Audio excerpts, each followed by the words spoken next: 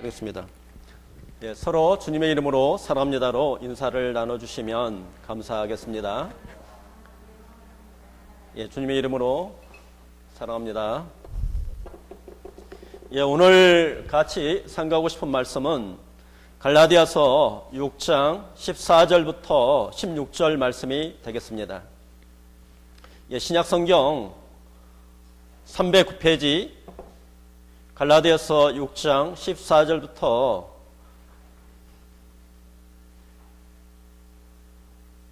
18절까지 같이 한번 선포해 보도록 하겠습니다. 갈라디아서 6장 14절부터 18절 말씀이 되겠습니다. 찾으셨으면 같이 한번 선포하겠습니다. 그러나 내게는 우리 주 예수 그리스도의 십자가 외에 결코 자랑할 것이 없으니 그리스도로 말미암아 세상이 나를 위하여 십자가에 못 박히고 내가 또한 세상을 위하여 그러하니라. 할례나 뭐할례가 아무것도 아니로되 오직 새로 지으심을 받은 것만이 중요하니라. 무릇 이 규례를 행하는 자에게와 하나님의 이스라엘에게 평강과 긍휼이 있을지어다. 이후로는 누구든지 나를 괴롭게 하지 말라. 내가 내 몸에 예수의 흔적을 형제들아, 우리 주 예수 그리스도의 은혜가 너희 심령에 있을지어다. 아멘. 오늘은 예수님의 흔적이라는 말씀을 가지고 같이 나눌까 합니다. 파스칼이 이야기를 한 것처럼 우리는 하나님의 형상대로 또 하나님의 법이롭고 존귀한 자로 하나님의 작품으로 걸작품으로 만들어져 있어서 하나님께서 우리 심령 가운데에 하나님을 만나야만이, 하나님이 우리 심령 가운데에 들어오셔야만이, 하나님의 사랑이 우리 가운데에 임하야만이, 하나님의 사랑의 능력과 또 은혜가 우리 심령 가운데에 있었을 때에 인간은 참 만족이 있어요. 아담과 이브가 선악과를 따먹은 결과로 하나님을 떠나서 자신이 하나님을 떠나서 자아가 주인이 되려고 하는 자기의 생각과 자기의 계획대로 살아가려고 해서 하나님의 음성을 들을 수도 있고 마귀의 음성을 들을 수도 있는데, 이 아담은 누구의 음성을 들었냐면 하나님의 음성을 듣지 않고 선악과를 따먹는 날에는 하나님께서 반드시 죽으리라는 말씀을 함에도 불구하고 마귀가 하는 결코 죽지 않는다, 그 말씀을 들은 결과로 인간에게는 하나님으로부터 오는 은혜와 능력과 권능과 하나님의 풍성한 복으로부터 이렇게 끊어져 있는 것이 문제라는 거예요. 선악과를 따먹은 어떤 결과로 이 세상은 저주를 받아서 우리가 옷을 처음에 입는 것처럼 시간이 지나면 낡아져갈 수밖에 없다는 거예요. 또 사람도 마찬가지죠. 이 지구도 마찬가지로 시작이 있으면 끝이 있는 것처럼 사람도 한번 태어나게 되면 뭐가 있어요? 반드시 죽음이 맞이를 한다는 거죠. 우리가 코로나19가 이 세상을 전체 바꾸고 있어요. 그 코로나 하나가 경제 모든 것들을 어떻게 되냐면 정지를 시키고 있어요. 심지어 우리가 이제 이렇게 예배를 드리는 것들도 항상 말씀을 드리지만, 얼마나 말씀을 드릴 우리가 예배를 오늘이 마지막일 수도 있어요. 환경이 더 오염이 되고 자원들을 더 개발이 되게 되면 이것보다도 더 독한 놈이 나올 수가 있어요. 가을철에는 더 독한 놈이 나온다 이야기를 해요. 또 우리가 이제 북극도 남극도 높기 때문에 자원을 개발하다 보면 우리가 사람들이 바이러스를 한 번도 경험하지 못한 그 바이러스가 와서 인류의 모든 3분의 1을 죽일 수도 있다고 성경은 경고를 우리에게 하고 있어요. 그래서 우리의 삶이 오늘이라는 어떤 게 보면, 오늘이 내가 내 삶에 하나님 안에서 내 마음을 드리고 하나님 앞에 모든 것이, 이것이 항상 우리는 어떻게 생각해야 되냐, 오늘이 하나님 안에서 마지막이라고 생각을 하셔야 돼요. 그것이 하나님께서 우리에게 주시는 거예요. 우리가 어쩌면 이 어려움들이 오는 그것은 우리의 믿음은 어떻게 돼요? 진짜인가 거짓인가? 교회도 마찬가지죠. 진짜 참된 교회인가 거짓 교회인가를 예수님께서 말씀을 통해서 구별을 해간다고 이야기를 했어요. 그러면 이 사도 바울은 예수님의 제자로 부르심을 받고 이 사도 바울은 그 당시에 이 십자가를 자랑한다고 이야기를 했어요. 다른 사람들이 저주로 생각을 했던 그 십자가는 로마 시대에 가장 악독하고 잔인하고 처참하게 극형을 당했던 잔인한 형벌이었기 때문에 사람들이 그 십자가를 다 싫어했어요. 다 거리끼는 걸로 생각을 했어요. 헬라인들은 미련하게 생각을 했고 유대인들도 다 거리끼는 것이라고 십자가를 이야기를 했어요. 근데 이 사도 바울은 이 말씀에서 이야기한 것처럼 내 자랑은 뭐라고 이야기를 해요? 십자가라고 이야기를 해요. 왜 십자가라고 이야기를 하냐 하는 거예요. 십자가를 통과를 하지 않는 사람은, 십자가의 의미를 깨달지 못한 사람은, 하나님의 말씀을 경험하지 못한 사람은 이 사도 바울의 고백이 자기의 고백이 될 수가 없는 거예요. 그래서 오늘 성도님들과 같이 상고하고 싶은 것은 바울이 왜 십자가를 자랑을 했느냐 하는 거예요. 그것을 살펴보는 거예요. 그럼 이 십자가라고 하는 그 부분은 우리가 직접으로 예수님이 십자가에서 죽었어, 그런 의미가 아니라는 거예요. 오늘 말씀을 드리고자 하는 것은 첫 번째로 이 십자가라고 하는 것은 사도 바울이 사랑의 흔적이 있어요. 하나님의 사랑의 흔적이 내 심령 가운데에 어떻게 돼요? 여기 있는 것처럼 예수의 흔적이라는 것은 우리가 스테그마라고 이야기를 했어요. 로마 시대에 스테그마라고 하는 것은 우리가 그 불에 달궈 가지고 이게 그 쇳덩어리에 달궈 가지고 노예에 어디다 찍냐면 이마에다 탁 찍는 거예요. 그 사람은 어떻게 돼요? 평생 동안 노예가 되는 거예요. 그런 것처럼 이 사도 바울은 그렇게 표현을 한 거예요. 예수의 흔적. 예수의 흔적이라고 하는 것은 하나님이 우리에게 사랑의 흔적을 어떻게 돼요? 내 심령 가운데다가, 내 심정에다가 사랑의 흔적을 노예에다가 이마에 딱 찍는 것처럼 하나님께서 우리 심령 가운데에다가 어떻게 돼요? 사랑의 흔적을 딱 찍었느냐는 거예요. 그것이 사도 바울이 지금 우리에게 말씀하시는 이 십자가의 흔적이라고 이야기했어요. 십자가를 자랑한다고 이야기했어요. 두 번째는 이 십자가를 통해서 악의 능력을 이길 수가 있어요. 십자가를 통해서 이것은 사도 바울이 뭐라고 이야기했냐면 하나님의 능력이라고 이야기를 했어요. 능력의 흔적을 우리가 경험하느냐는 거예요. 내 삶 속에 이 십자가를 통해서 사도 바울은 능력으로 이야기하면서 죄와 악을, 세상을 이기는 능력의 흔적이 우리 삶들 가운데 있냐고 이야기를 하죠. 또 세 번째로 사도 바울이 여기에 십자가의 흔적을 우리에게 이야기를 하는 것은 예수님의 흔적이 있느냐는 거예요. 예수님을 본받는 흔적이 있느냐는 거예요. 즉 이 말은 어떤 거냐면 이 사도 바울이 믿는 시대에는 신앙이 우리가 이렇게 생각할 수도 있잖아요. 카타콤의 순교자들은 우리는 지금 환기도 되죠. 환기도 되지 않는 어둠침침한 이 카타콤의 무덤 속에서 생명을 걸고 주님의 사랑의 흔적이 있기 때문에, 주님의 능력을 받았기 때문에 예수님을 본받게 하기 위해서 그 처절하게 피 흘림을 죽어져가는 그런 피 흘림의 어떤 발자취를 따르면서 그런 이 카타콤의 무덤에서 무엇을 지켰어요? 믿음을 지킨 거예요. 그 믿음이 우리에게 왔어요.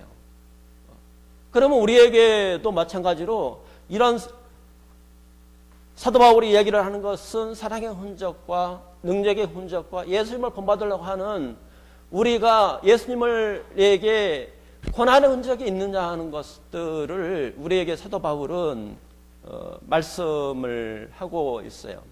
첫 번째,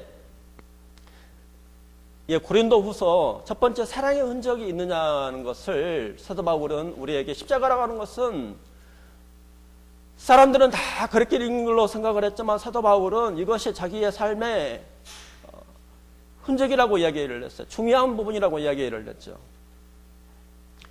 고린도후서 5장을 보시겠습니다. 5장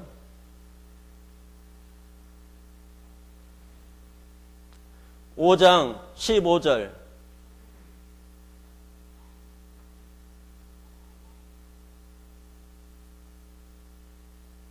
예, 14절과 15절, 5장 14절과 15절 말씀 같이 선포하도록 하겠습니다. 14절과 15절. 그리스도의 사랑이 우리를 강권하시도다. 우리가 생각하건대 한 사람이 모든 사람을 대신하여 죽었은즉 모든 사람이 죽은 것이라. 그가 모든 사람을 대신하여 죽었음은 살아있는 자들로 하여금 다시는 자기 자신을 위하여 살지 않고 오직 그들을 대신하여 죽었다가 다시 살아나신 이를 위하여 살아나게 하심이라. 아멘. 사도 바울은 나의 나된 것은 하나님의 은혜라고 이야기를 했어요. 사도 바울은 자기를 소개를 할 때 뭐라고 소개를 하냐면 자기는 죄인의 개수라고 소개를 했어요. 디모데전서 1장 13절에 나는 전에는 해방자요 핍박자요 폭행자였으나 도리어 국류를 입은 것은 내가 믿지 아니할 때에 알지 못하고 행하였음이라고 이야기했어요. 하나님의 사랑의 흔적이 있는데, 사도 바울의 사랑의 흔적이 있는데, 이 사도 바울은 예수님은 단지 선지자로서의 거짓 선지자로서의 저주를 받아서 나무였던 죽었기 때문에 그 믿는 사람들을 내가 회방하고 핍박하고 폭행하고 그 다음에 교회를 핍박을 해도 이것이 하나님의 일로 생각을 했던 것이 바로 사도 바울이라는 거예요. 사도 바울은 인간의 연약함과 인간의 제약됨을 가장 자세하게 표현한 사람이 바로 누구냐면 사도 바울이라는 거예요. 하나님이 보실 때에, 인간은 하나님이 보실 때에 어떻게 해야 되냐면, 예, 하나님이 우리에게 십자가를 허락하셨냐면 그렇게 처절하게 제약된 인생이기 때문에 십자가에서 죽지 않으면 그 죄값을, 죄의 사건 상황이기 때문에 죽지 않으면 그 값이 처리가 안 된다는 거예요. 그래서 이 사도 바울은 이 십자가를 통해서 하나님께서 예수 그리스도를 통해서 자기 안에 무엇을 찍었냐면 사랑의 스테그마를 빡 찍어본 거예요. 자기 심령 가운데. 예수님의 사랑이 자기 안에 심령 가운데에 왔어요.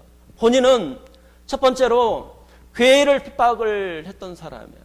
사도행전 8장 3절에 보면 사울이 교회를 전멸할세 각 집에 들어가 남녀를 끌어다가 옥에 넘기니라고 이야기를 했어요.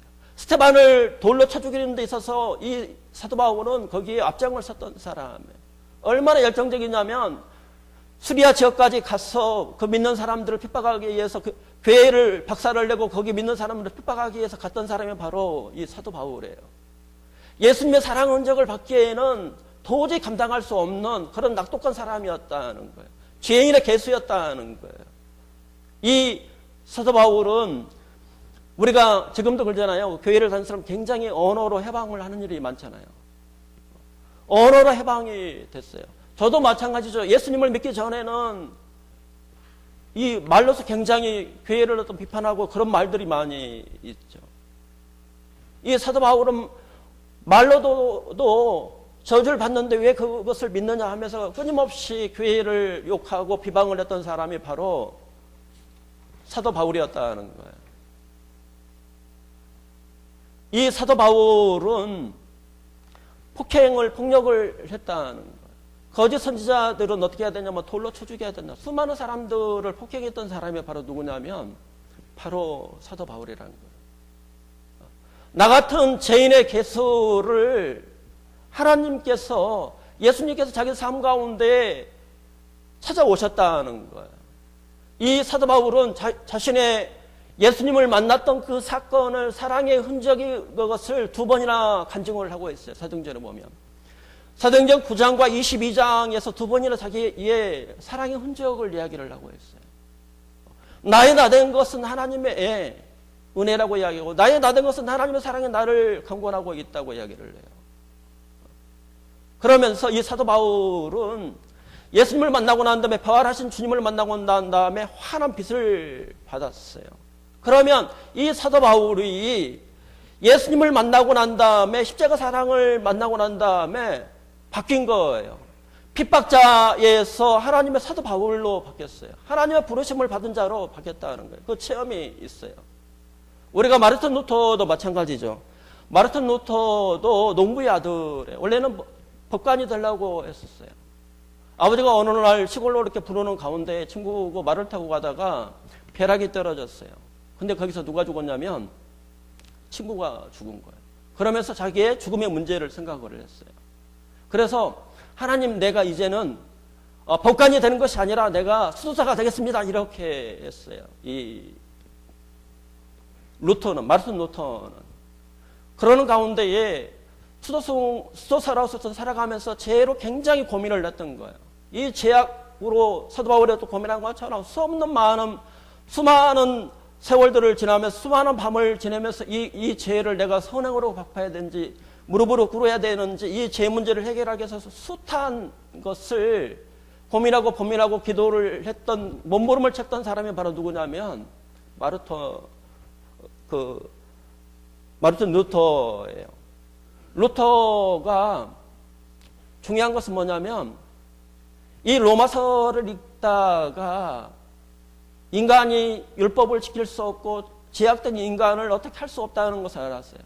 하나님께서 십자가의 흔적이 자기 심령 가운데 들어야만이 사도 바울이 그 스테그만을 찍는 것처럼 사랑의 흔적을 그 안에 마음에 새기는 것처럼 하나님께서 마르틴 루터에게 새겨야만이 자기의 이 죄 문제가 해결되는 것을 알았어요. 이 뭐라고 이야기를 하냐면 예수님이 그렇게 죄를 고민을 하다가 예수님을 내 삶의 주인으로 십자가의 사랑과 십자가의 능력이 자기 안에 어떤 들어오는 말미암아 이 마르틴 루터가 뭐라고 이야기를 하냐면 천국을 경험한 것이라고 이야기를 해요.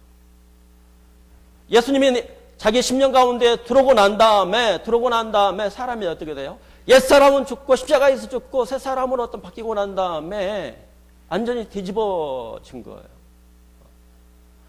그전에는 자기의 어떤 중심으로 자기가 죄를 이기려고 죄 가운데서 범민을 하던 루터가 예수님을 십자가의 이 사건을 사랑의 흔적을 받고 난 다음에 이 루터가 삶이 바뀌었다는 거예요. 변화가 일어나는 거예요.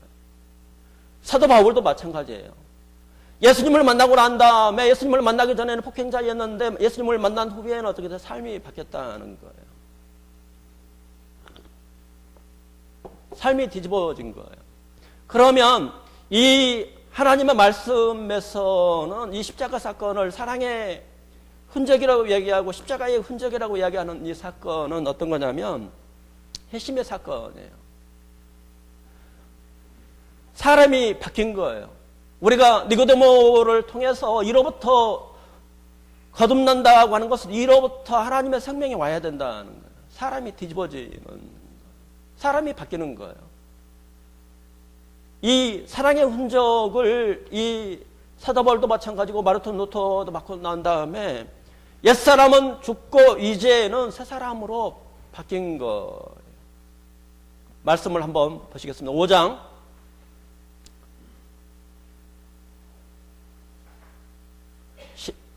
고린도후서 5장 16절부터 17절 말씀이 되겠습니다. 16절과 17절 말씀 선포하도록 하겠습니다. 고린도후서 5장 16절과 17절. 그러므로 우리가 이제부터는 어떤 사람도 육신을 따라 알지 아니하노라. 비록 우리가 그리스도도 육신을 따라 알았으나 이제부터는 그같이 아니하노라. 그런즉 누구든지 그리스도 안에 있으면 새로운 피조물이라. 이제 것은 지나갔으니 보라 새 것이 되었다. 새로운 피조물이 된 거예요. 나는 죽고 내 안에 사도 바울이 고백한 것처럼 나의 간절한 기대와 소망을 따라 살든지 죽든지 누구만 존귀케 되기를 원한다고요? 예수님은 한다고요. 그 성도님에게 그런 사랑의 사도 바울이 이야기를 한 것처럼 사람들이 다 거리끼는 것들을, 그 십자가를 거리끼는 것을 이 사도 바울은 어떻게 이야기를 했어요? 그 당시에 난 이것이 자랑이라고 이야기를 했어요. 그것을 그 십자가의 것을 통해서 그리스도 사랑이 내 안에 들어왔기 때문에 그 예수님이 내 안에 온 그 사건이기 때문에 예수님이 그 십자가의 어떤 사건을 받은 것은 처절하게 머리에 가시관을 쓰시면서 저주를 받으면서 갔던 것이 내가 내 죄악으로 내 죄인의 개수인 사도 바울이 그 저주를 받고 지옥에 갈 수밖에 없는 그런 인간이 받아야 할 그 저주를 누가 받았다는 거예요? 예수님이 받았다는 거예요. 그 예수님이 그 십자가에서 죽었던 그 사건이, 그 객관적인 사건이 성령의 역사로 말미암아, 성령의 도우심으로 말미암아 이 사건이 누구의 사건이 됐어요? 바울 사도의 사건이 된 거예요. 마르틴 루터가 그렇게 삶이 바뀐 것은 예수님의 그 십자가의 사건이, 처절하게 자기가 십자가에서 죽어야 될 그 사건이, 그 십자가의 흔적이, 사랑의 흔적이 누구의 흔적이 됐어요? 내 것이 됐느냐는 거예요. 이것은 사람이 줄 수가 없어요. 하나님의 완전하신 주권과 우리가 하나님 앞에서 온전하게 이제는 나는 아무것도 할 수 없으니, 나는 내 인생은 하나님을 떠나서는 내가 죽을 수밖에 없는 인간이오니, 하나님께서 내 삶을 주님 앞에 맡기고 이제는 내가 주님을 위해서 살겠사오니, 하나님 앞에 내 모든 것을 드리겠사오니, 그렇게 결단을 했을 때에 누가 역사를 해요? 하나님이 역사를 해요. 그것이 하나님께서 이 사도 바울에게 말씀을 주시는 복음의 사랑의 흔적이라고 이야기를 할 수 있어요. 이 흔적을 사도 바울이 받은 거예요. 그러고 난 다음에 사도 바울이 자기의 그 전에는 율법을 지켰던 바리새인의 베냐민의 지파요, 또 율법을 완전하게 지키려고 노력을 했던 그 산헤드린이 했던 그 길을 가지 않냐고 누구의 길을 따라가요? 예수님의 사랑이에요. 그리스도 사랑이 나를 강권하게 한다는 거예요. 내 안에서 하나님의 사랑이 움직인다는 거예요. 그런 사도 바울에게 어딜 가시냐면 에베소서 3장으로 가시겠습니다. 에베소서 3장 8절부터 10절 말씀이 되겠습니다.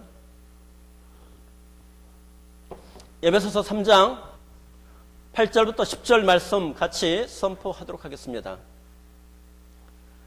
모든 성도 중에 지극히 작은 자보다 더 작은 나에게 이 은혜를 주신 것은 측량할 수 없는 그리스도의 풍성함을 이방들에게 전하게 하시고 영원부터 만물을 창조하신 하나님 속에 감추었던 비밀의 경륜이 어떠한 것을 드러내게 하려 하심이라.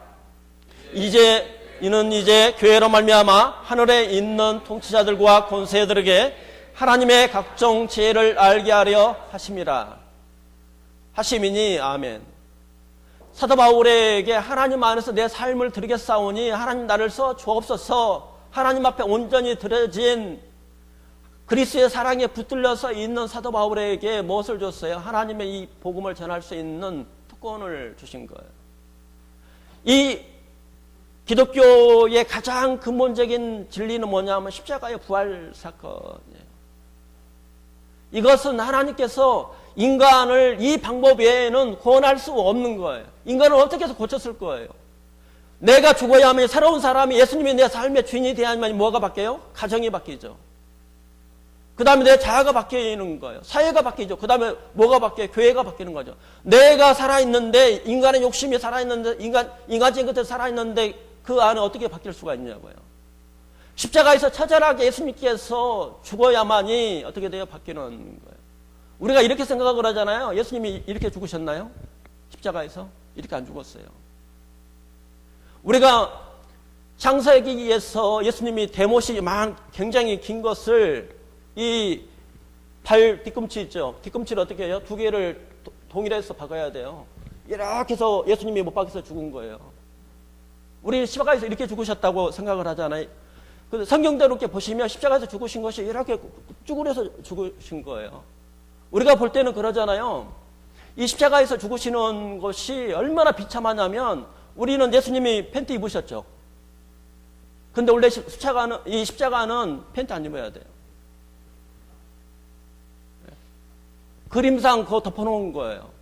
원래 이 십자가는 로마가 그때 죽이는 것은, 생각을 해보세요. 하나님이 나를 위해서 이렇게 비틀려서 이렇게 죽었다고 생각을 해보세요. 못 박혀가지고.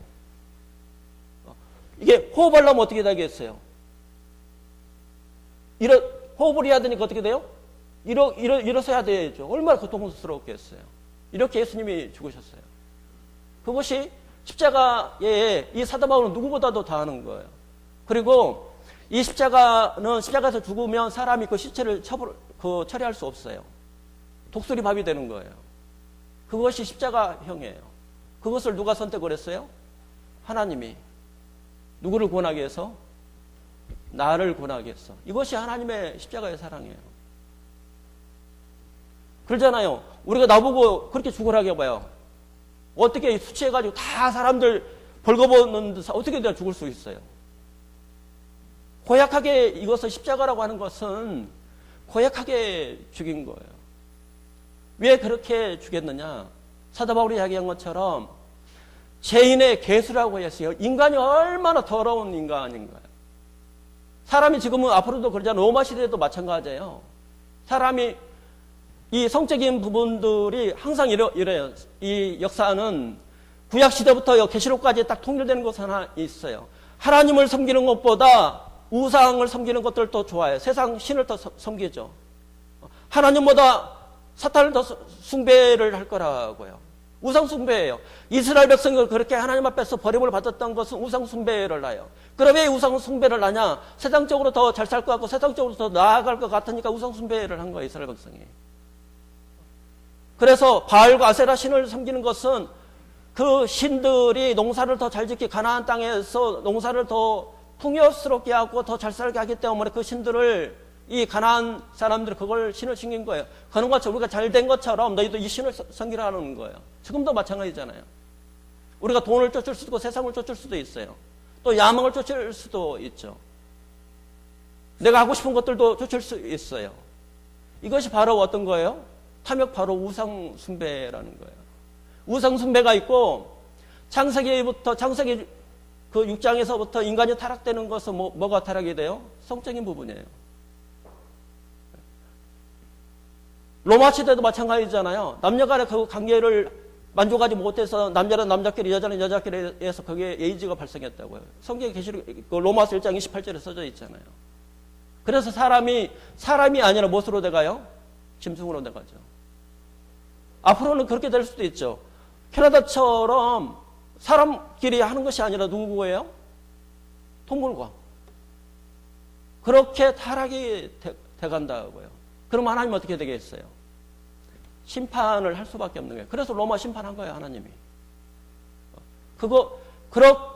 그런 어떤 더러운 죄인을 위해서 예수님께서 어떻게 됐어요? 수치를 다 드러내고, 그러니까 이런 거 있잖아요. 우리가 찬송가 그냥 그 한 곡을 한번 보시면,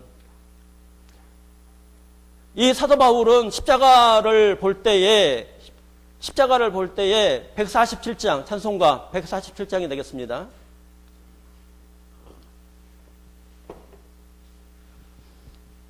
(147장) 너는 거기 너 있었는가? 이 사도 바울은 저도 이제 이 예수님께서 나를 위해서 내가 죄인 중에 계수인데 나를 위해서 그렇게 처절하게 비참하게 죽으시는 모습을 가시관을 쓰시면서 처절하게 죽는 모습을 보니까 어떻게 돼요? 몸이 그냥 전율이 일어나요. 전율. 떨린다는 거예요. 십자가는 떨림이죠. 사랑이라고 해서 어떤 거예요? 떨림이죠. 1절 말씀을 이렇게 제가 읽어드리겠습니다. 거기 너 있었는가? 그때 주님의 그 십자가에 달릴 때, 때로 그 일로 나는 떨려. 거기 너 있었는가? 그때에. 거기 너 있었는가? 그때에 주님 그 나무 위에 달릴 때, 때로 그 일로 나는 떨려. 수만 번을 떨었을 거라고 사도 바울. 전율이 일어나도 어떻게 하나님이 나를 위해서 십자가에서 죽을 수가 있느냐 하는 거예요. 그 사랑의 흔적을 나를 위해서, 나를 구원하고 나를 아담으로 인했던 끊어졌던 하나님의 관계를 축복의 사람으로 만들기 위해서, 우리를 걸작품으로 만들기 위해서, 하나님의 보배롭게 존귀한 자로 만들기 위해서 예수님이 어떻게 해서 그렇게 죽을 수가 있느냐 하는 거예요. 이것을 누가 경험했어요? 사도 바울이 경험한 거예요. 그 사랑이 폭포수처럼 자기 안에 들어온 거예요. 이 찬송가를 너 거기에 있었는가도, 이 분도 그런 과정이라는 거예요. 우리가 십자가에 그 예수님께서 처절하게 옆으로 녹수목으로 이렇게 발꿈치를 박히면서 그런 모습으로 나를 위해서 저주를 받았는데, 내 마음이 십자가는 얼마나 떨리냐고요. 그래서 이 작사가는 어떻게 했어요? 떨려를 이렇게 한 거예요. 이 사도 바울은 그것이 전율적이었어요. 그래서 이 갈라디아서에 어떻게 기록을 했어요? 예수의 흔적이라고 이야기했어요. 그걸 어떻게 없앨 수가 있어요? 이 로마 시대에 스테그마를 딱 찍은 것은 없앨 수가 없어요. 그 사랑이 내 안에 들어온 것은, 예수님이 내 삶에 들어온 것은 삶이 어떻게 돼요? 변화가 일어나는 거예요.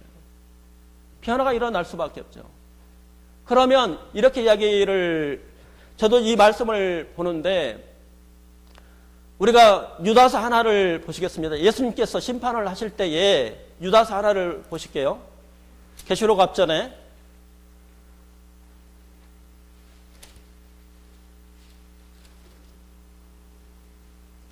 유다서 1장 14절과 15절 말씀이 되겠습니다.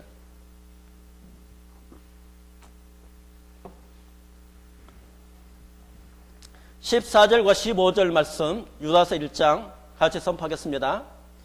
아담의 칠대손 에녹이 이 사람들에 대하여도 예언하여 이르되, 보라, 주께서 그 수만의 거룩한 자와 함께 임하셨나니 이는 무사람을 심판하사 모든 경건하지 않는 자가 경건하지 않게 행한 모든 경건하지 않는 일과 또 경건하지 않는 죄인들을 주를 거스려 한 모든 언약한 말로 말미암아 그들을 정죄하려 하심이라 하였느니라. 그러면 유다서에서 이야기한 것은 에녹이 맨 먼저 예수님의 재림에 대해서 이야기를 했어요. 우리에게는 기쁨의 소식이요, 그 다음에 믿지 않는 자에게는 저주의 심판의 소리가 되겠죠. 근데 이때에 심판을 할 때 우리가 말씀을 자세히 한번 봐보세요. 우리가 구원의 문제가 예수님의 이 사건이, 십자가의 그 사건이 회심의 사건이고, 이 사건이 삶의 변화를, 열매를 하나님이 심판을 하시는 건지, 그 지적인 동의만을 심판하는 건지를 우리가 말씀을 통해서 자세히 보셔야 돼요. 예수님께서 이 말씀을 우리에게, 유다를 통해서 우리에게 말씀하시는 것은 예수님이 내 삶에 왔는데 변화가 안 일어난다고요? 그건 짝퉁이죠. 내 삶이 안 변해요? 예수님이 이 우주 만물을 창조하신 하나님, 내 삶에 내 사랑의 흔적이 있는데 이것이 사람이 안 바뀐다고요? 그건 가짜라는 거예요. 삶이 바뀔 수밖에 없다는 거예요. 많은, 우리가 405장을 전 세계에서 가장 많이 몰랐던 존 뇌턴도 예수님을 만나고 난 다음에 그 삶이 바뀌었어요. 십자가에 이 흔적이 있으면 그 삶이 바뀌는 거예요. 우리가 우리의 입으로 증명할 필요는 없어요. 하나님이 입으로 증명하는 것을 하는 게 아니라 예수님이 어떻게 한다고요? 예수님이 내 안에 사랑이 있으면, 사랑의 흔적이 있으면 무엇으로 나타나느냐? 사랑의 열매가 나타난다고 이야기했어요. 제가 이것을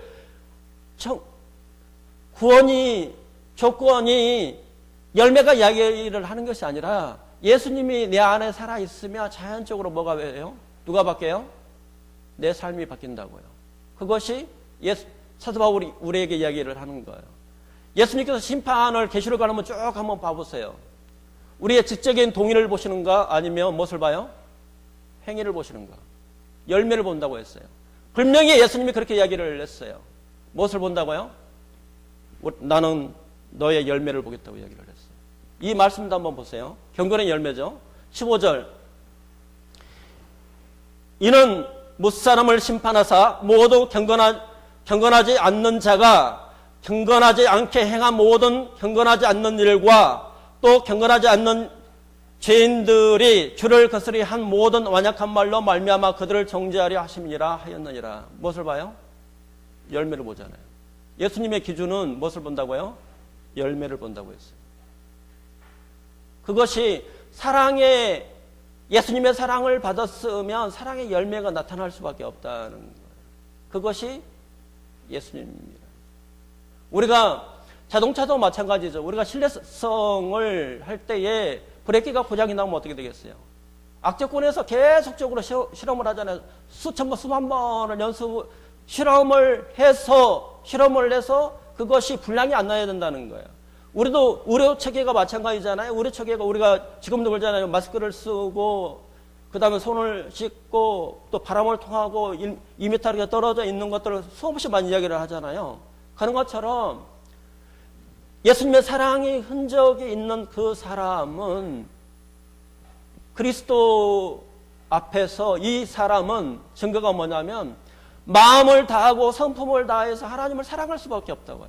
하나님을 예배를 드릴 수밖에 없다고요. 그것이 로마서 6장에 생명이 있는 그 사랑의 흔적이 있는 그 그리스도인은 무엇을 드려야 하나님 앞에? 너희 몸을 산 제사로 드린다고요. 그것이 말씀을 하는 그 부분이고요. 또 하나를 우리가 계시록에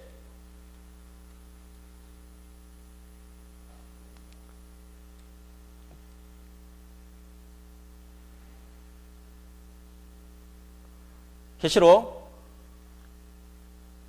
3장 2절 말씀.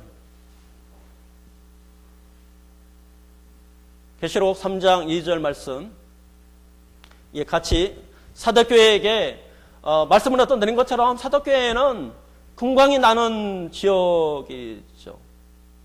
굉장히 천연의 어떤 요새이면서 굉장히 어떤 풍요스러운 거죠.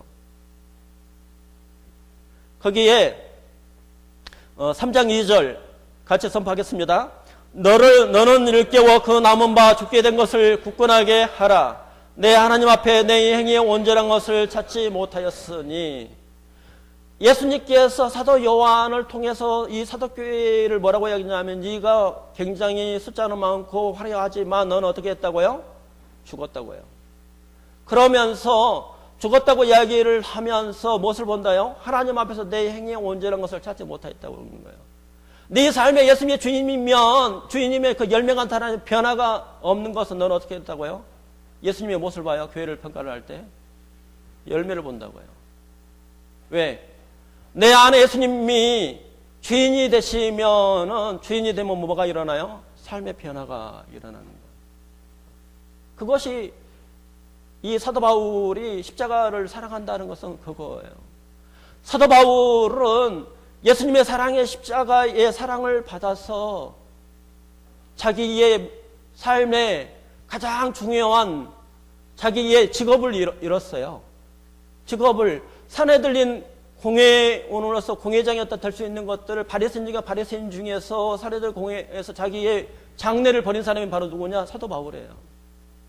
예수님을 만나고 난 다음에 자기의 명예와 부와 자기의 모든 인생을 버린 사람이에요. 이 사도 바울이. 그것이 빌립보서 3장 8절에 예수님을 만나고 난 다음에 사도 바울이 변화가 일어난 거예요. 자기는 이거에 대해서 예수님이 자기 위해서 십자가에 어떤 사랑을 위해서 자기를 목숨을 걸었기 때문에 사랑을 받았기 때문에 이 사도 바울은 어떻게 됐어요? 자기 인생을 모든 것을 던진 거예요. 왜? 예수님의 그 사랑을 떨림 가운데 예수님의 그 사랑의 십자가의 흔적이 있기 때문에 이 사도 바울은 자기의 모든 것을 던진 거예요. 그것이 사도 바울이 자기의 변화를 이야기를 하는 거예요. 그래서 이 사도 바울이 이 십자가의 사랑을 깨닫고 난 다음에 자기 삶에 예수님을 만난 그 사건이 가장 중요하다고 이야기를 했어요. 그리고 골로새서에서 하나님께서 인간을 구원하는 방법이 십자가를 통해서 부활 사건을 통해서 예수 그리스도를 보내심이 하나님의 계획이고 또 하나님의 인간을 사랑하는 증거라고 이야기를 했던 사람이 바로 사도 바울이에요. 우리의 삶이 바뀌는 거예요. 그러면 이 십자가의 흔적이 능력이 또 무엇을 바꾸냐면 고린도전서 15장으로 가겠습니다.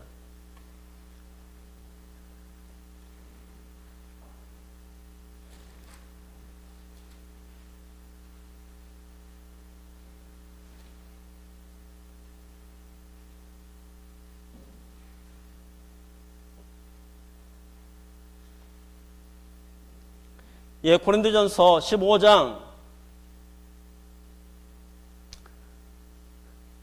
14절과 15절 말씀이 되겠습니다. 예, 고린도전서 15장 14절과 15절.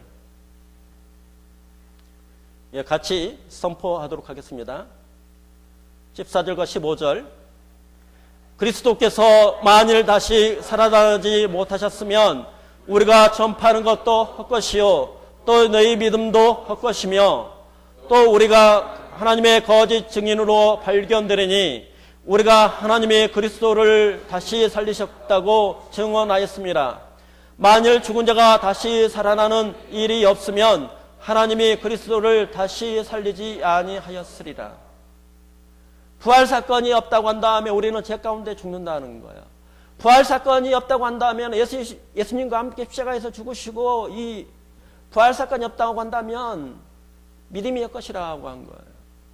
그러면 두 번째에 우리가 사랑의 흔적이 있고 그 다음에 이 십자가라고 하는 그 부분은 능력의 흔적이라는 거예요. 죄와 사망을 이길 수 있도록 십자가에서 죽으시고 내 안에 누가 와 계시냐면 성령께서 와 계시는 거예요. 이 성령님의 역사는 예수님의 누구신가, 예수님의 십자가의 사랑을 우리에게 소개를 알게 하고 은혜를 주면서 우리에게 가르치는 분이 바로 성령님이시면서 우리가 이 세상을 살아갈 때에 우리의 싸움은 영적인 싸움이라고 했어요. 혈과 육에 대한 것이 아니요 악의 영들에게 어떤 대함이라고 이야기를 했어요. 그럼 이 십자가에서 예수님께서 십자가에서 죽으실 때 여기서 누구도 못 박았냐면 마귀 사탄도 거기다 못 박아본 거예요. 예수님께서 십자가에서 죽으실 때에 마귀도 그 안에서 권세를 깨뜨리신 거예요.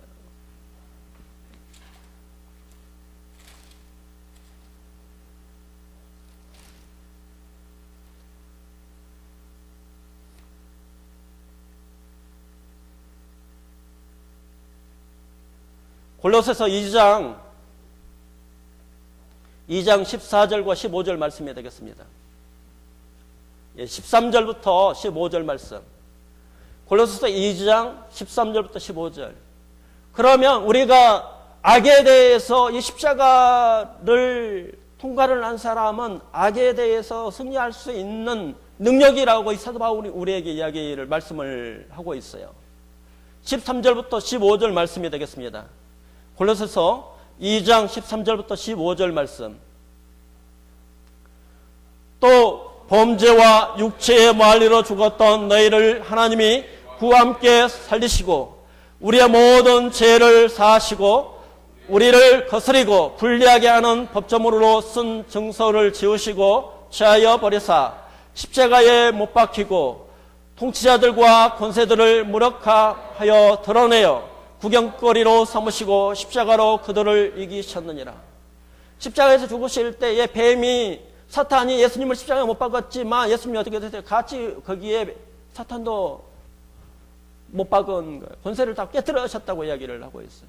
그래서 우리가 예수님께서 십자가라 하는 것은 우리의 사랑의 흔적이 우리의 죄값을 위해서 옛사람을 못 박혀서 그 죽은 것도 되지만 거기에 누구도 죽었어요?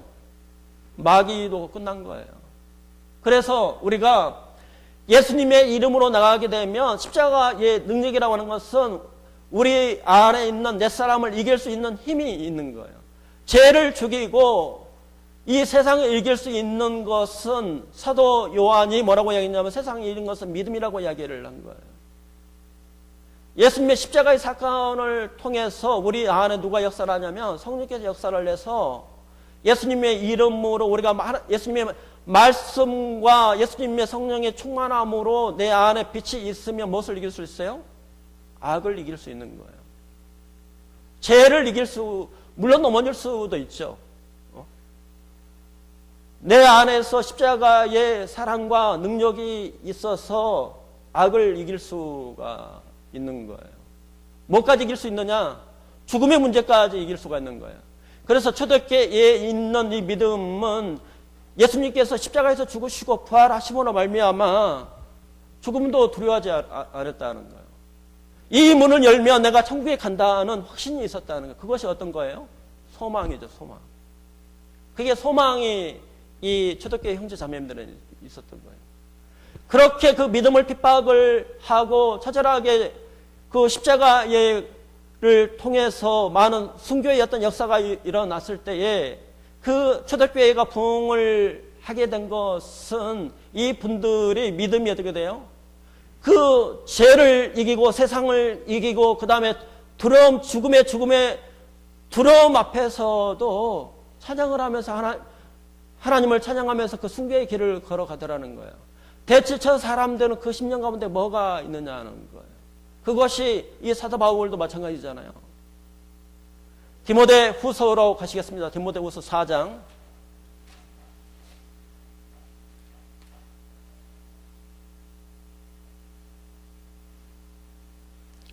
디모데 후서 4장 7절과 8절 말씀이 되겠습니다.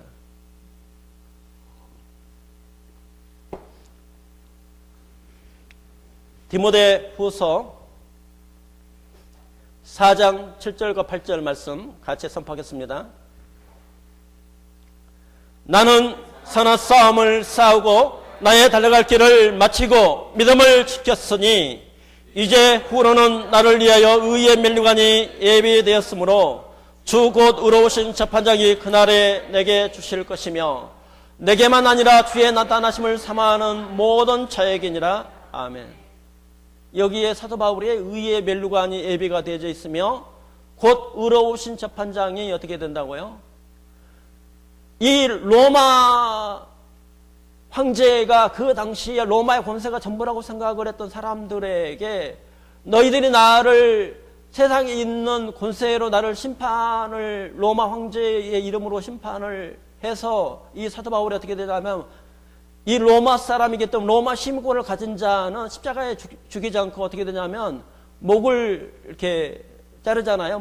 목배임을 어떤 당해서 어떤 순교를 그 사도 바울이 3번을 이렇게 튀겼다고 이야기를 거기에 이제 교회가 생겼다고 얘기하는데 너희들이 나를 로마 황제를 통해서 나를 심판을 했지만 진정하게 나는 누구의 심판이 기다리고 있다고요? 의로우신 재판장이라는 거예요. 이 세상에 대해서 예수님께서 부활하신 예수님이 이 사도 바울이 복음을 선포를 하고 예수님을 전한다는 이유로 사도 바울이 지금의 재판을 받아서 목배임을 당하지만 진정한 나의 재판장은 바로 누구라고요? 예수님이라고 소개를 하고 있어요. 예수님께서 나의 모든 삶을 책임을 지시고 나를 평가를 내리셔서 나에게 뭐가 있다고요? 의의 면류관이 있다고 이야기를 하는 거예요. 그 두려움 앞에서도 이 사도 바울이 어떻게 돼요? 이렇게 이길 수 있는 것은 그 안에 있는 이 사도 바울이 뭐라고 얘기하냐면 예수님의 십자가의 흔적이 사랑의 흔적과 그 다음에 그 안에 뭐가 있어요? 성령의 능력으로 이 고난을 죽음의 이 공포를 이기게끔 하는 것이 성령의 역사가 자기에게 있다고 이야기를 하고 진정하게 나를 재판을 하실 분은 바로 누구냐? 바로 예수님이라고 이야기를 하는 거예요. 그러면서 자기의 삶은 어떻게 돼요? 나의 선한 싸움을 싸우고 나의 달려갈 길을 마치고 믿음을 어떻게 했어요? 지켰다고 이야기를 해요. 이것이 사도 바울이 예수님의 흔적이라고 자기의 흔적이라고 이야기를 하죠. 이 사도 바울이 자신의 그리스도인이 열매가 뭐냐고 하는 것은 내 삶은 어떻게 됐어요?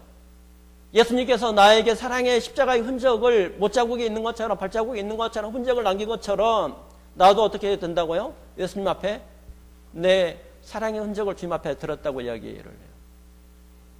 로마서 8장으로 가셔서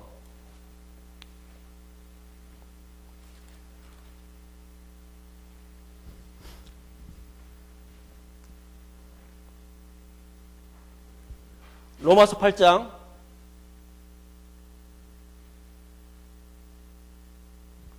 17절 17절 같이 선포하겠습니다. 로마서 8장 17절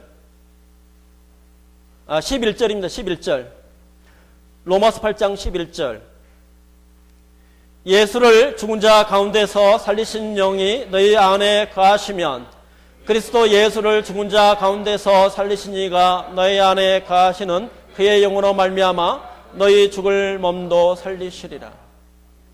십자가의 능력이 말씀의 능력이 내 안에 있어서 우리가 죄를 이기고 세상을 이기며 악의 세력에 대해서 어떻게 된다고요? 이긴다는 거예요. 그것이 십자가의 능력이라고 이야기를 했어요. 그럼 이 십자가라고 하는 그 부분은 지금도 나는 못 박혀져, 예수님과 함께 못 박혀져 있기 때문에 이 십자가에 못 박힌 사람은 어떻게 돼요? 뒤를 볼 수 있어, 없어요? 이 십자가에 못 박힌 사람은 뒤를 볼 수 없어요. 뭐만 봐야 돼요? 앞만 봐야 되는 거예요. 앞만 본다는 것은 히브리서 12장 있는 것처럼 믿음의 주 온전케 하신 예수 그리스도를 어떻게 픽스를 딱 한 거예요. 주님만 딱 픽스가 된 거예요. 고정이 된 거예요. 나를 지금도 기도를 하고 나를 지키시는, 나를 사랑하시는 예수님의 그를 십자가에 못 박힌 사람은 누구만 바라본다고요? 주님만 바라보죠. 못 박히지 않는 사람은 어떻게 해요? 못 박히지 않았으니까 어딜 봐요? 뒤도 보고 옆도 보고 위도 보고 그래요.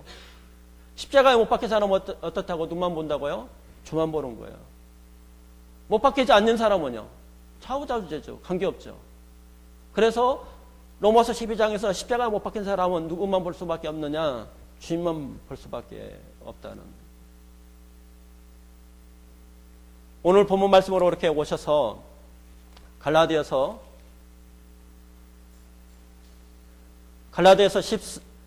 6장 14절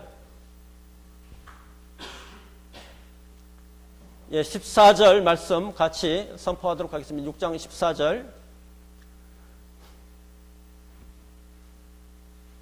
이 사도 바울의 고백이 제 고백이 되기를 원하고 또 성도님들의 고백이 되기를 원합니다. 14절 말씀 같이 선포하겠습니다.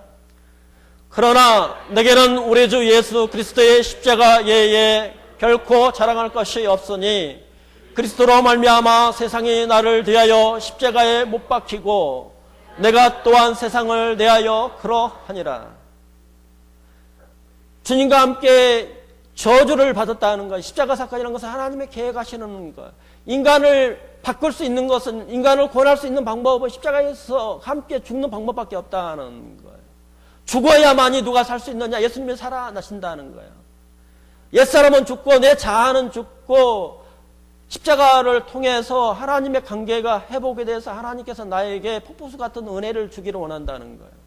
하나님의 무한하신 능력으로 하나님의 음성을 들으며 하나님과 함께 동행한다는 거예요. 우리 심령 가운데 하나님의 임재가 일어난다는 거예요. 우리가 기도할 때 하나님을 만난다는 거예요. 하나님의 이 말씀을 통해서 음성을 들으며 하나님과 함께 하나님의 주시는 평안함과 기쁨과 감사가 넘치는 그런 삶을 한다는 거예요. 또 쉬지 말고 기도하라고 하는 것은 우리가 잠도 안 자고 그렇게 기도하라는 그런 이야기가 아니라 우리가 밤에나 낮에나 주님 앞에 기도를 할 때에 주님이 어떻게 한다고? 네 기도를 들으신다는 뜻이에요. 네 기도를 들으시고 내가 하나님의 뜻대로 구하면 네 응답을 하신다는 거죠.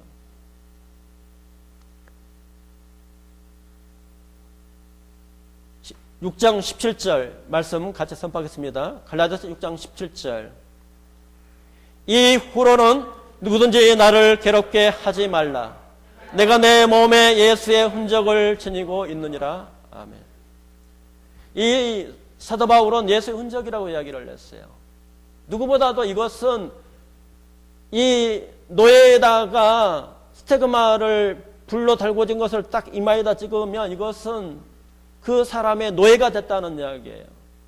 이 사도 바울은 예수님의 흔적을 찍는다는 것은 이제는 나는 예수님의 사랑을 받아서 예수님의 사랑의 포로가 됐습니다. 나는 예수님에 속해져 있습니다. 딱 도장을 찍은 거예요.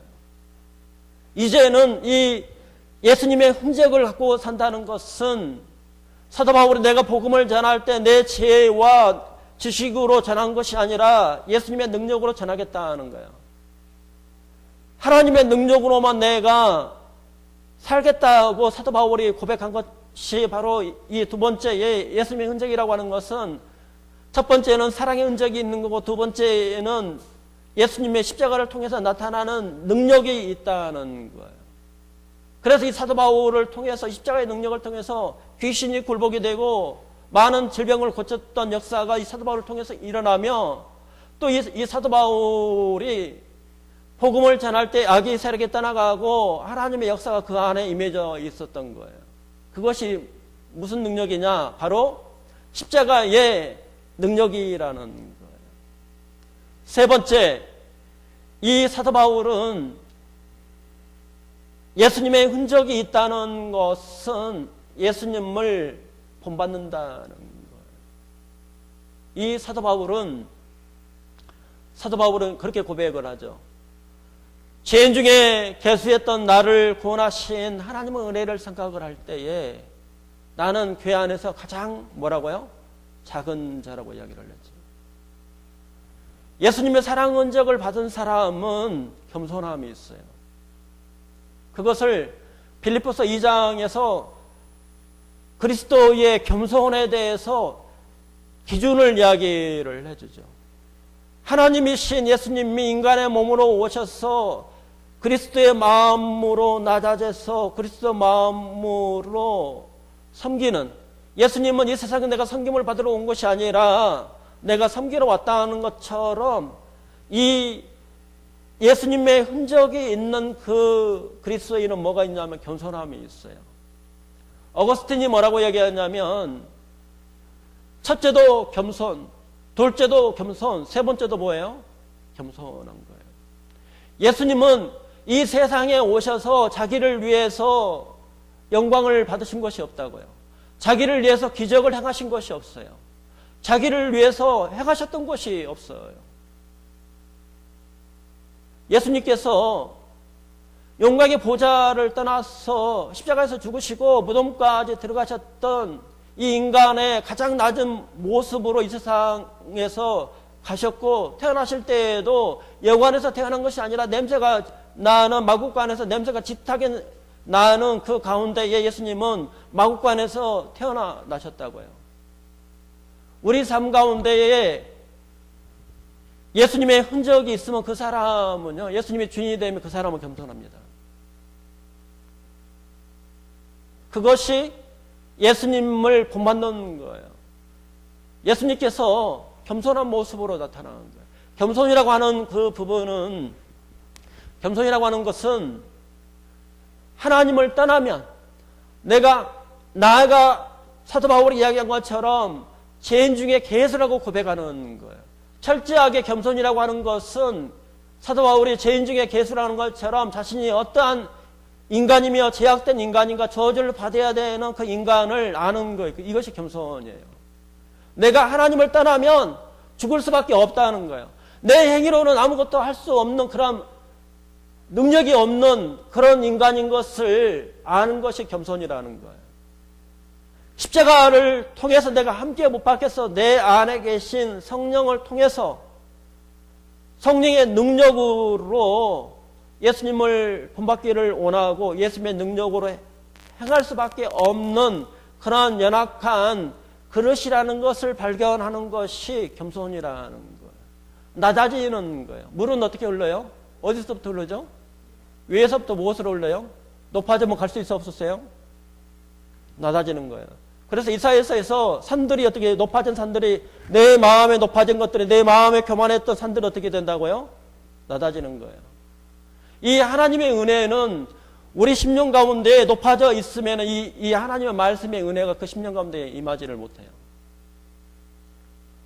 우리의 교만했던 마음들이 겸손이라고 하는 것은 겸손의 반대로 교만이잖아요. 교만했던 산들이 다 깎이고 낮아져야 된다고요. 그 안에 뭐가 임한다고요? 하나님의 말씀이 임할 수 있다고, 은혜가 임할 수 있어요.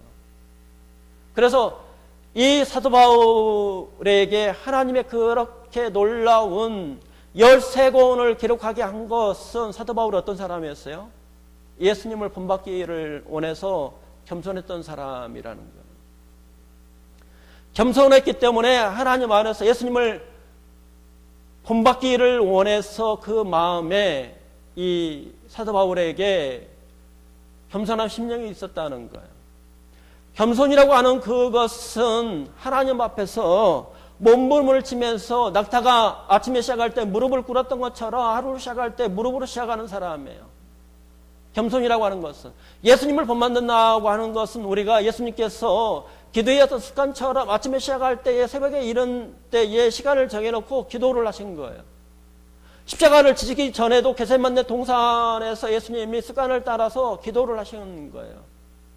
그런 것처럼 사도 바울이 예수님을 본받는다는 것은 겸손한 모습과 그 다음에 모든 일들을 사도 바울이 진행할 때 무엇으로 진행했어요? 기도로 진행을 한 거예요. 그래서 사도 바울이 편지를 쓸 때마다 항상 뭐가 나와요? 기도가 나오죠. 기도가 나오잖아요. 그래서 하나님께서 하나님의 지혜와 총명을 주셔서 하나님의 뜻을 알게 하신다는 거예요. 그래서 이것이 겸손한 모습이 있다는 거예요. 이 성령께서 십자가의 흔적이 있다고 하는 것은 예수님을 본받는 마음이 있다는 거예요. 그래서 이 초대교회 형제 자매님들은 그 당시에 예수님이 누구냐는 거예요. 이 성도님들은 바울이나 예수님의 제자는 예수님의 사랑의 흔적을 받은 사람은, 예수님의 능력을 경험한 사람은 누구를 본받을 수밖에 없느냐? 제자의 삶을 살 수밖에 없다는 거예요. 제자로서의 삶을 예수님처럼 최고의 소원이 뭐냐? 예수님처럼 사는 거예요. 예수님을 본받는 거예요. 그래서 이 안에 뭐가 일어난다고요? 신의 성품이 일어나는 거예요. 이것이 누구의 명령이냐? 예수님의 명령이에요. 마태복음 28장으로 가시겠습니다. 마태복음 28장.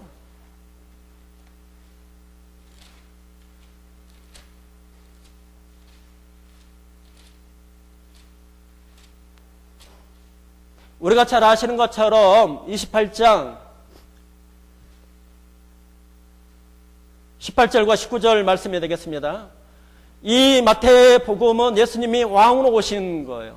왕으로 오셔서 왕의 계보에서 아브라함과 다윗 자손 예수 그리스도였던 세계나 왕으로 오셔서 왕은 뭐가 있느냐? 나라가 있고 백성이 있어요. 그 다음에 뭐가 있어요?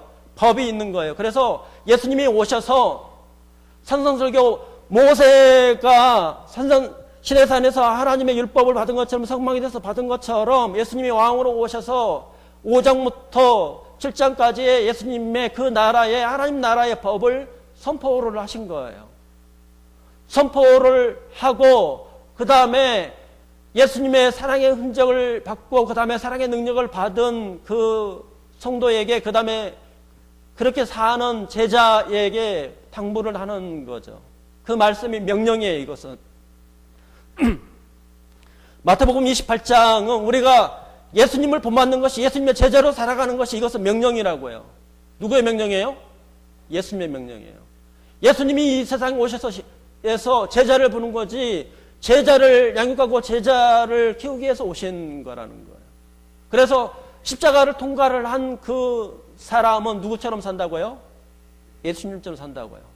만약 우리의 삶이, 우리의 열매가 예수님을 본받지 않는다고 한다면 그분은 말씀을 한번 살펴보세요. 구원의 첫사랑을 회복을 시켜야 되고 하나님의 은혜의 보좌에 나가서 간절하게 기도를 해야 돼요. 그것이 마태복음에서 우리에게 주시는 예수님의, 이것은 우리가 제자로 살아가는 것은 명령이라는 거예요. 선택이 아니에요. 18절과 19절 말씀 같이 선포하도록 하겠습니다. 마태복음 28장 18절과 19절.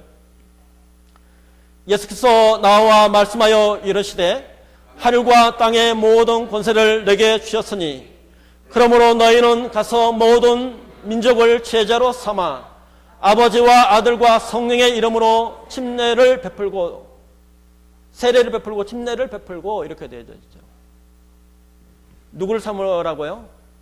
제자를 삼으라고요. 이것이 하나님께서 우리에게 주시는 말씀이라는 거죠. 다시 오늘 본문 말씀으로 오셔서 오늘 결론을 이렇게 말씀을 드리고 마치도록 하겠습니다. 갈라디아서 6장 17절 말씀이 되겠습니다.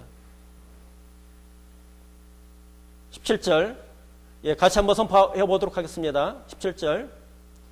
이후로는 누구든지 나를 괴롭게 하지 말라. 내가 내 몸에 예수의 흔적을 지니고 있노라. 아멘. 이 사도 바울은 예수의 흔적이라는 것은 십자가를 통해서, 부활사건을 통해서 사랑의 흔적이 있다는 거예요. 또 십자가라고 하는 것은 능력의 흔적이 있다는 거예요. 또 예수님을 본받는 겸손의 흔적이 있다고 이야기를 해요. 그래서 이렇게 흔적이 있는 이 사도 바울은 내 안에 예수님의 흔적이 있다고 하는 것은 내 삶을 하나님 앞에서 온전히 어떻게 해야 된다고요? 헌신하는 종이 되겠습니다. 이 뜻이에요. 내가 하나님 안에서 100% 순종하겠습니다. 이 뜻이에요. 흔적을 가진다는 것은 내 삶을 그렇게 고백하는 건 내 삶에 예수님이 주인이 되셔서 나를 통치해 주시기를 원합니다. 내 삶을 주님 앞에 드려오니 나를 인도해 주옵소서 이 뜻이죠. 시편 37편 5절에 너의 길을 여호와께 맡기라 저를 의지하면 제가 이루신다는 말씀이 있어요. 이 사도 바울이 예수님의 흔적을 가진다고 하는 것은 예수님이 그 걸어갔던 십자가의 길을 나도 어떻게 된다고요? 내 자기의 십자가를 지고 내 끝까지 주님 앞에서 충성하겠습니다. 그 고백이 여기에 예수의 흔적이 있다는 거죠. 이 말씀처럼 성도님들에게 십자가를 통해서 사랑의 흔적이 있기를 원하고요. 주님의 능력을 경험하기를 원하고 예수님을 본받아서 겸손하게 하나님 앞에서 기도하고 찬양하며 하나님의 놀라운 예수님의 제자로 사용되기를 예수님의 이름으로 축복합니다.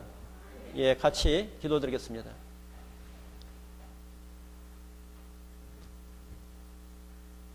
사랑하는 아버지 하나님, 우리의 안고 일어섬을 주님께서 아십니다. 우리의 형편을 아시오니 우리의 모든 삶을 주님 앞에 드려오니 우리를 주님 통치해 주옵소서. 하늘의 뜻이 우리들 삶 가운데에 주님 이루어지기를 원합니다. 우리의 삶이 예수님께서 십자가를 통해서 사랑에 붙들려서 예수님을 사랑한 것처럼 우리가 마음을 다하고 성품을 다해서 하나님을 사랑하는 예수님의 제자의 삶으로 주님 앞에 드려지기를 원합니다. 마음을 다하고 성품을 다해서 하나님을 사랑할 수 있도록 우리에게 참으로 하루를 시작할 때에 무릎을 꿇게 하시고 또 우리가 하나님 앞에 기도할 때에 하나님의 음성을 들을 수 있도록 우리의 믿음의 길을 열어 주옵소서. 우리가 이 세상을 바라보지 않냐고 사람을 바라보지 않도록 우리의 믿음의 눈을 열어 주셔서 우리가 십자가에 지금도 함께 못 박혀져 있음을 우리의 시선이 믿음의 주위에 온전케 하시 예수님만을 바라보는 그러한 삶으로 주님 우리를 이끌으시고 또 함께 해주시기를 원합니다.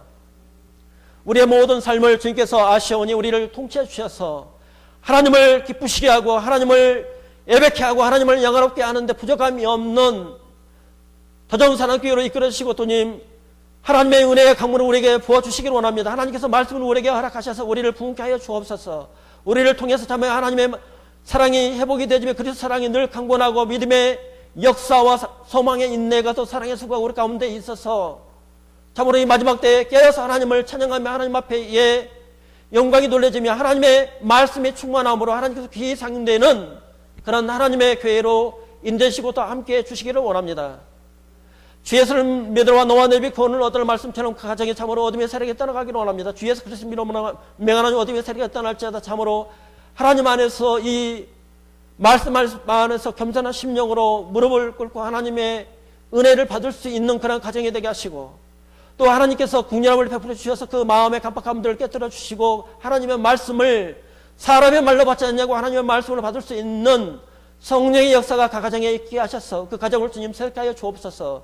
또 하나님의 예수님이 참으로 그 가정을 변화시켜서 예수님을 사랑하며 또 서로가 예수님의 마음으로 섬길 수 있는 그런 아름다운 가정으로 좀 변화시켜 주시고 인도해 주옵소서. 참으로 우리의 싸움이 혈과 육에 대한 것이 아니 악의 세력이라 한 것처럼 우리가 하나님의 말씀과 기도로 무장되어서 하나님을 찬양하며 하나님 앞에 하나님의 능력으로 하나님 앞에 나아가는 그런 아름다운 삶으로 우리를 이끌어 주시기를 간절히 원하며 이 모든 말씀을 이 시간에도 함께 계셔서 우리를 사랑하시는 예수님의 이름으로 감사하며 기도를 드렸습니다. 아멘.